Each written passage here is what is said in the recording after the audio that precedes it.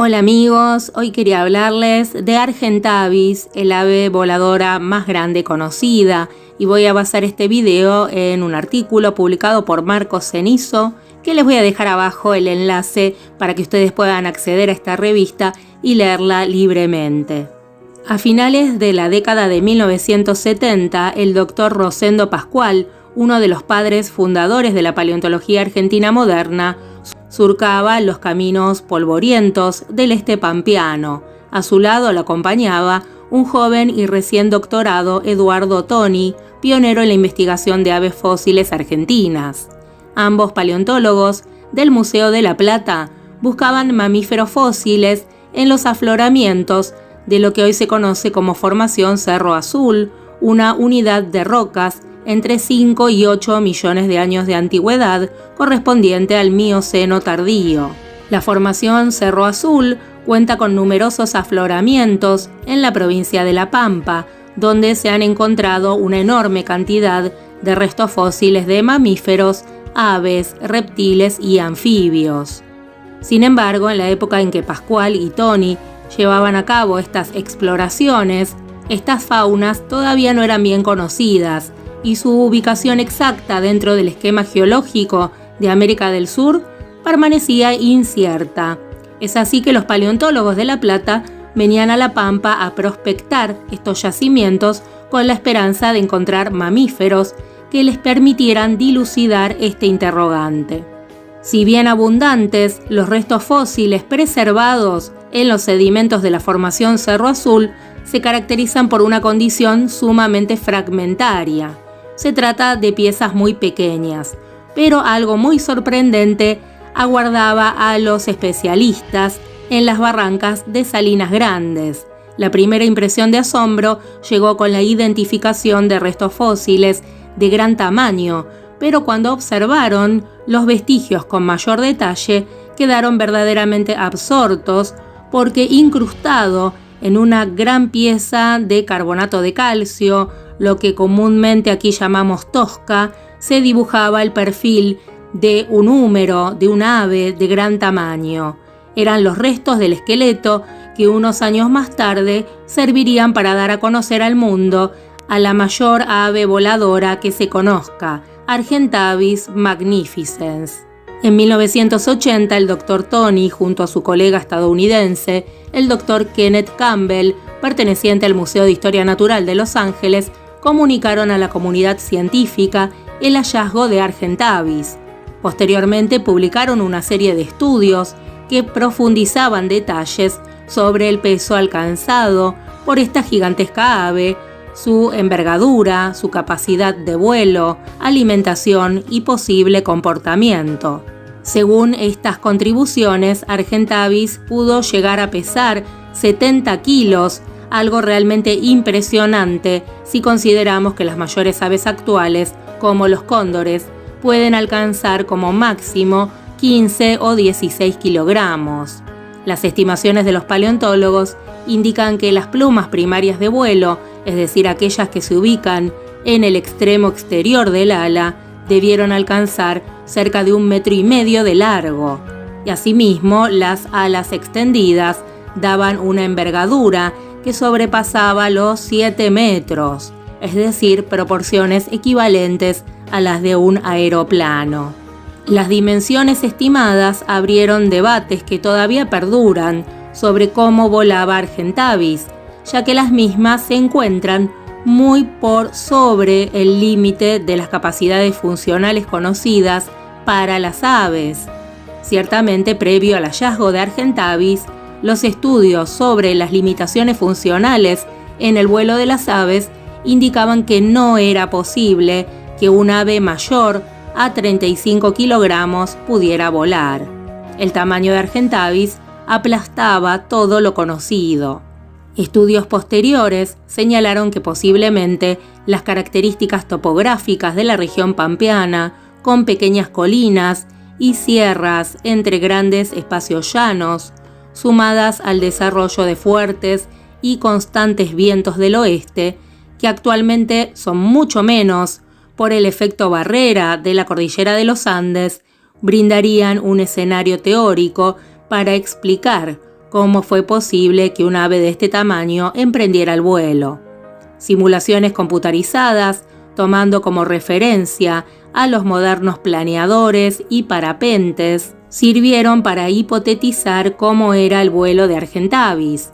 Se considera que podría extender sus alas y ejecutar cortas carreras contra el viento para ganar altura, o lanzarse desde salientes del terreno como lo hacen los cóndores, para volar en el aire utilizando las corrientes térmicas ascendentes. Argentavis pertenece a una familia de aves extintas llamadas teratornitos, que deben su nombre a la primera especie descubierta, Teratornis merriami, descrita originariamente como un cóndor. Esta especie fue encontrada en 1909, se encuentra representada por muchos especímenes, recuperados principalmente en pozos asfálticos del rancho La Brea en California. Teratornis significa ave maravilla y es el teratornito mejor conocido. Se trataba de un ave que al parecer había desarrollado un tamaño algo superior al de un cóndor actual, su peso estimado de unos 15 kilogramos y una envergadura de alas de 3,5 metros. A diferencia de Argentavis, Teratornis vivió en épocas más recientes, durante el Pleistoceno, entre 2 millones y solamente 10.000 años atrás. En toda América se han encontrado restos de otros teratornitos de diferentes antigüedades, pero en su mayoría se trata de especímenes muy fragmentarios. Por ejemplo, otra especie de Teratornis fue descubierta en el Pleistoceno de Estados Unidos, o Cathartornis, de igual edad y procedencia, pero de contextura menor que Teratornis. En cuevas de Cuba fue encontrado Oscar avis, también de tamaño menor a Teratornis. Con una antigüedad algo mayor, Aiolornis fue encontrado en el Plioceno de Estados Unidos. Es una especie conocida por muy pocos restos, sin embargo parece ser el segundo mayor teratornítido después de Argentavis. Finalmente, el más antiguo miembro de la familia es también el más pequeño. Taubatornis, con una edad de 25 millones de años, fue descubierto en afloramientos del Oligoceno de Brasil.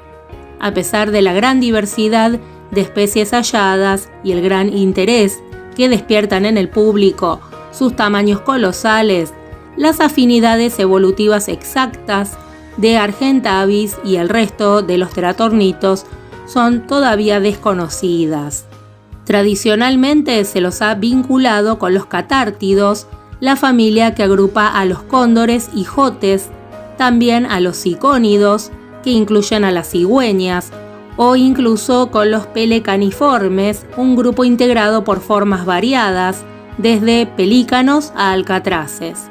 Quiero contarles que también en esta revista hay una entrevista a Eduardo Toni y le pregunta el investigador Marcos Cenizo a Toni quiénes descubrieron los restos del Argentavis. Contesta el paleontólogo Eduardo Toni que los primeros restos, es decir, el ejemplar con el que se nominó y describió a la especie, lo encontró él junto con Rosendo Pascual cuando buscaban mamíferos fósiles en las Salinas Grandes de Hidalgo, en La Pampa. Caminábamos y justo ahí el extremo de un gigantesco húmero y otros restos que no podíamos identificar afloraban del sedimento. Para poder recuperarlos debimos excavar y extraer un gran bloque de tosca que tenía incrustados a los frágiles fósiles del ave. Le preguntan cuándo fueron encontrados estos restos y en qué otros lugares de Argentina.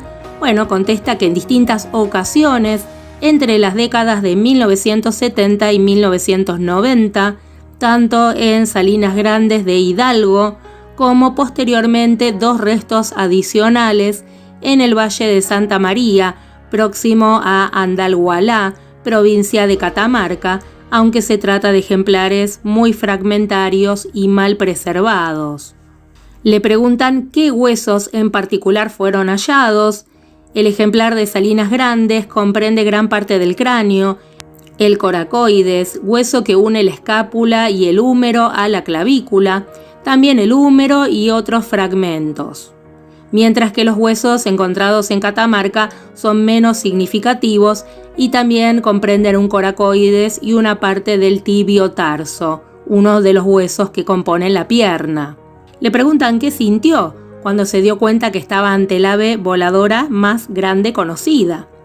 Obviamente el tamaño del ave lo entusiasmó, dado que era superior a cualquier otra ave conocida, y el largo y la robustez del húmero eran y son realmente sorprendentes.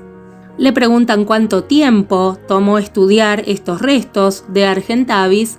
Bueno, desde el momento en que el material estuvo preparado y disponible para su estudio, la investigación llevó 3 años, pero la preparación inicial implicó 2 años por la fragilidad de los huesos. Bueno amigos, espero que les haya gustado saber un poquito más sobre Argentavis. Si fue así, los espero otro día. Un fuerte abrazo.